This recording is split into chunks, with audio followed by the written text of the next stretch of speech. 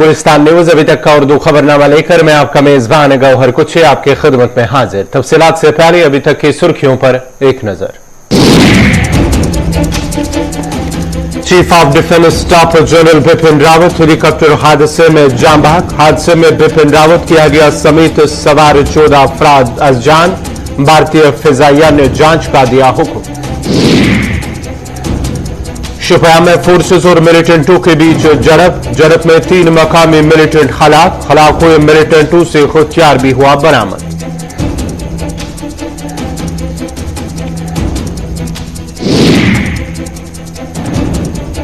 LG Manoj Sinha ने सांभा का किया दौरा। पीएसएफ जवानों से की मुलाकात। जिले में तरक्याती प्रोजेक्टों का लिया जायजा। बुनियादी सहूलियात को दस्तयाब रखने की कराई यकीन दहानी। जम्मू कश्मीर अपनी पार्टी ने एनसीपीडीपी और कांग्रेस पर लगाया इल्जाम। कहा तीनों जमातों का ट्रैक रिकॉर्ड सही नहीं। इख्तियार के लिए लड़ाई लड़ रहे तीनों जमातों के लीडर। और किचवारी खान साहब में बिजली ट्रांसफार्मर कई दिनों से खराब। इलाके में बिजली सप्लाई मुतासिर। सार्फिन गुप अंधेरे में।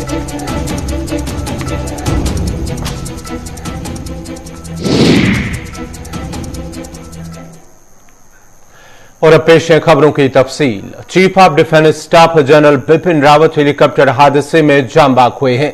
भारतीय फिजाई की तरफ से जारी एक बयान में कहा गया है कि चीफ ऑफ डिफेंस स्टाफ समेत फौज के सीनियर अफसरान को ले जा रहा हेलीकॉप्टर तमिलनाडु में हादसे का शिकार हो गया, जिस दौरान हादसे में बिपिन रावत और उनकी अहलिया समेत 14 अफराद हलाक हो चुके हैं। भारतीय फिजा ने वाज़ेह किया है कि जनरल बिपिन रावत, उनकी अहलिया, दिफाई माविन, सिक्योरिटी कमांडोज और फिजाई के पायलट समेत कुल 14 अफराद सवार थे। हिंदुस्तानी फिजाई ने हादसे के फौरन बाद एक बयान में कहा है कि सीडीएस जनरल बिपिन रावत को ले जा रहा एक हेलीकॉप्टर तमिलनाडु के कंवर के पास आज हादसे का शिकार हो गया, जिस दौरान हेलीकॉप्टर में सवार बिपिन रावत, उनकी अहलिया समेत सभी अफराद जान बाक हुए। और इस सिलसिले में कल सरकारी एजाज के साथ तमाम मोहलिकीन को आखिरी सलामी दी जाएगी। हादसे की वजूहात का पता लगाने के लिए भारतीय फिजाई की जानिब से तहकीकात का हुक्म दे दिया गया है। उधर हादसे पर सदर हिंद रामनाथ कोविंद, पीएम मोदी, वजीर दिफा राजनाथ सिंह, राहुल गांधी, अमित शाह और मुल्क के तमाम सियासी रहनुमाओं ने दुख का इजहार किया है। याद रहे कि बिपिन रावत ने 1 सितंबर 2016 को फौज के नायब सरबराह का ओहदा संभाला और 31 दिसंबर 2016 को उन्हें हिंदुस्तानी फौज के 26वें सरबराह की जिम्मेदारी मिली थी। वहीं 30 दिसंबर 2019 को वो हिंदुस्तान के पहले सीडीएस मुकर्रर हुए और बिपिन रावत ने 1 जनवरी 2020 को सीडीएस का चार्ज संभाला था।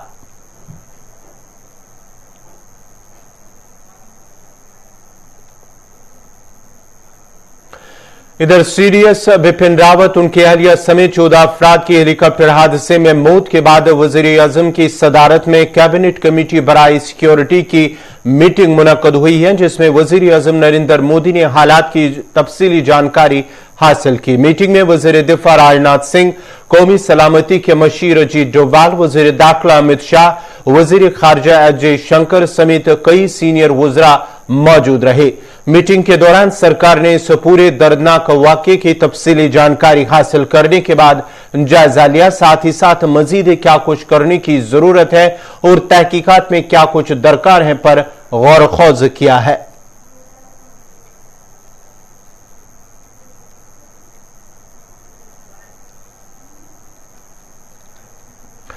जनूबी कश्मीर के शोपियां में आज फोर्सेस और मिलिटेंटों के बीच झड़प में 3 मिलिटेंट हलाक हुए हैं।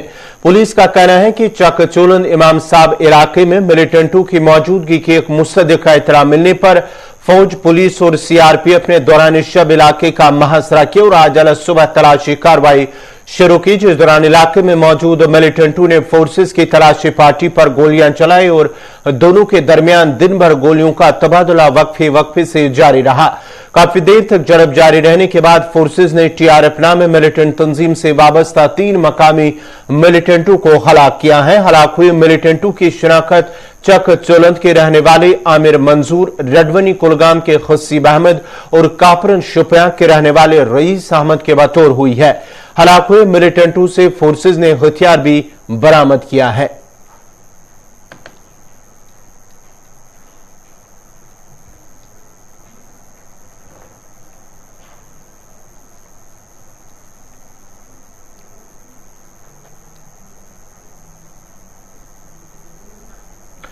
एलजी मनोज सिन्हा ने आज सांभा का दौरा किया, जिस दौरान उन्होंने जिले में जारी तरक्याती प्रोजेक्टों के कामकाज का जायजा लिया, जबकि दौरे के दौरान उन्होंने बीएसएफ जवानों से भी मुलाकात की और उनकी हौसला अफजाई की। इस मौके पर एक प्रोग्राम में शिरकत करते हुए एलजी ने कहा कि जम्मू कश्मीर इंतजामिया इस बात को यकीनी बनाने के लिए पुरअज़्म है कि सरहदी इलाकों में बुनियादी सहूलियात को दस्तयाब रखा जाए और तरक्की याफ्ता शहरों के बराबर बेहतरीन बुनियादी ढांचे को मयसर रखा जाए।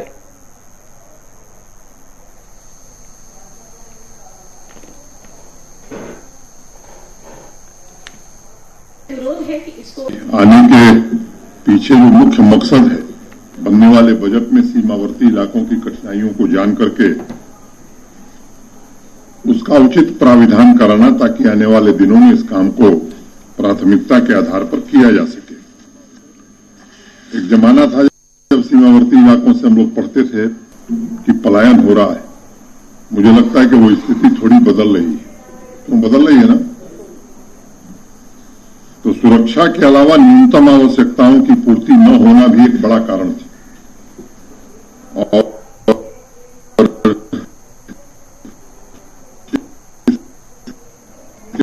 कारण में मैं नहीं जाना चाहता हूं, लेकिन हम आपको ये भरोसा देते हैं कि इस प्रशासन का संकल्प है और इसको हम शिद्दत से सीमावर्ती गांवों को इस तरह विकसित किया जाए कि यहां के लोग गौरवपूर्वक अपने गांव में रह सकें। ये स्थिति हम बनाना चाहते हैं।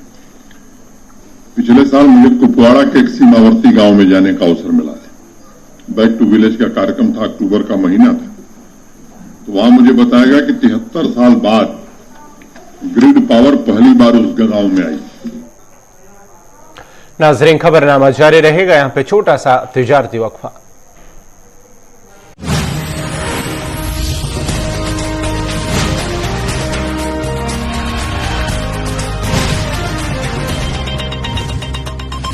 कशीर हंस तहजीबुक तो कशीर हंस पत पत आम से रवायत तो कशीर हंस कम कम लजीज न्याम यम किन कशीर वारिया मशहूर तो बड़ फख्र सान वनान कि पी मार का तिल गोगुल तील पत्मियों शीतो वरियो पे सनिस तहजीबस रलित मिलित गोमुत। तो दित्व जाय अस पन्न गरन तो दिलन मं तुहद शुक्र गुजार